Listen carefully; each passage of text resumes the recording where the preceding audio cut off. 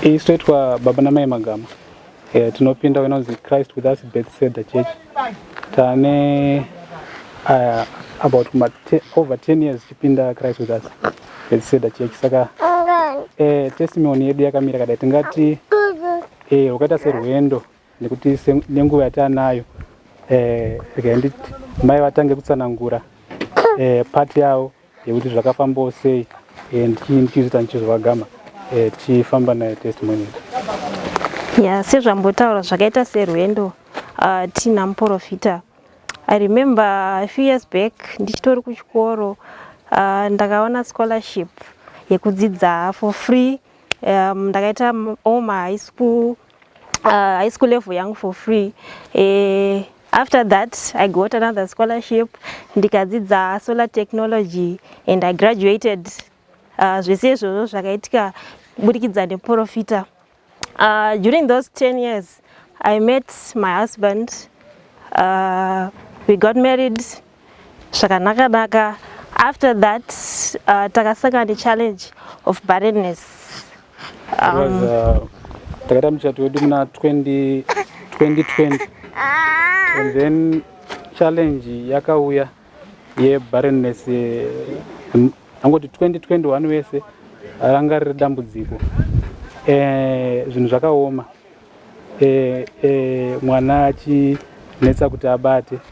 Mungoziya mukurarama kwedu kana vanhu vanopedzera vakutaura mucommunity and then mafamily members anopedzera akuvhunza munopedzera makutozeza kana kuatenda mafunctions nenyaya yekuti zvinenge zvakaoma zvikuru kuti nekuti vanhu vanoti kochiko makamirireiko. Regai nditi mai vakondinye pandasira tichienda mberi netestimony yedu. Okay, so zvadaro in 2020 we got married in 2020 December. Then 2021 Bishop gave us a prophecy vachiti ndaona maita mwana mukomana achanga achinzi Abraham.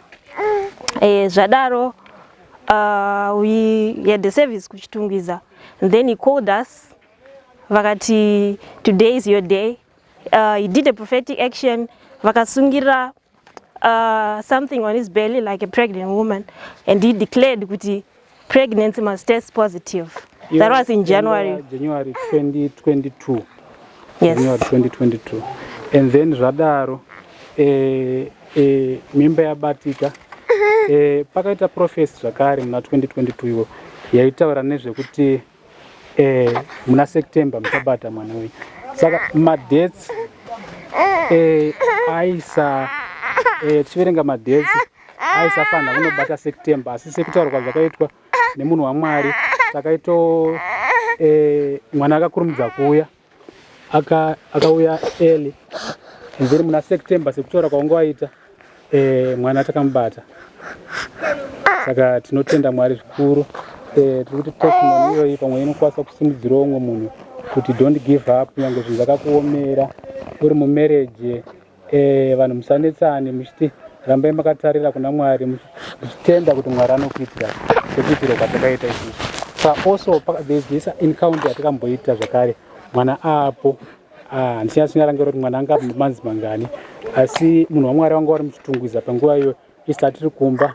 Mwana akangorwara zvese angozvitora songe zvinhu zvazviri minor and then it was a serious attack. Munhu waMwari vari kwanga wari ikoko Mwari vakataura nawo kuti vagotifonera. Vakatifonera vakabvunza kuti muri kumba here ndikuda kuuya kumba and then vakauya kumba and then vakanamatira mwana. Saka the whole point papatoitika attack ipapo nyaya yamwana ngoziya mhepo dzinongosimuka and then Mwari vakataura nawo vari kwavanga vari ikoko and then he came to our house and then he prayed for the child. So we took it for tangozvitora lightly but it was something that was really tragic. Dai vasina kuuya panguva iyo takarasikirwa nemwana asi munhu waMwari vakauya and then vakanamatira mwana and then zvakatibatsira mwana aripo uyu mutano. Tinotenda Mwari. Tinonzwa kusimudzirwa kwakanyanya nekuona mwana wedu akatisimbisa and then zvakatipa kuda Mwari zvakanyanya.